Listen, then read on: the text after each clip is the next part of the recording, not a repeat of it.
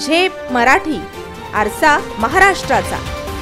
धुळ्यातील rest house मधील खोली क्रमांक 102 चे कुलूप उघडण्याआधीच पोलिसांनी सोबत नोटा मोजण्याचे मशीन का आणले?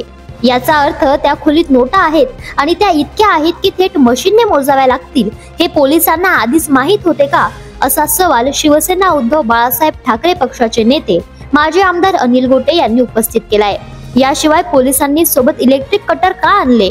विशेष म्हणजे या सरकारी खोलीची चावी रेस्ट हाऊसच्या शिपायाकडे नाही हेही पोलिसांना माहित होते का? असेही गोटे यांनी प्रसिद्धीस दिलेल्या पत्रकात म्हटले आहे। रेस्ट हाऊस मधील या खोली क्रमांक 102 मधून 1,84,84,200 रुपये सापडले। ही खोली विधिमंडळ अंदाज समितीचे अध्यक्ष आमदार अर्जुन खोतकर यांचे पीए किशोर पाटील यांच्या नावे बुक होती। खोलीत 5.5 ते 5 कोटी रुपये असल्याचा अनिल गोटे यांचा दावा होता।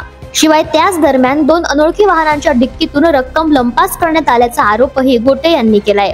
संपूर्ण महाराष्ट्राला हादरवून सोडणारे हे प्रकरण असताना देखील राज्यातील सर्व विरोधी पक्ष नेते याबद्दल काहीही बोलायला तयार नाहीत। केवळ खासदार संजय राऊत आणि आमदार भास्कर जाधव हे वगळता सर्वच या बाबतीत गप्प आहेत। एरवी अगदी किरकोळ विषयांवर वाद घालणारे विरोधी पक्षनेते कोमात गेलेत की अशा पद्धतीने खंडणी गोळा करण्यासाठी त्यांचा महायुतीला सुप्त पाठिंबा आहे, अशी ही शंका अनिल गोटे यांनी उपस्थित केली आहे। अशाच वेगळ्या आणि ताज्या बातम्यांसाठी पाहत रहा झेप मराठी, आरसा महाराष्ट्राचा।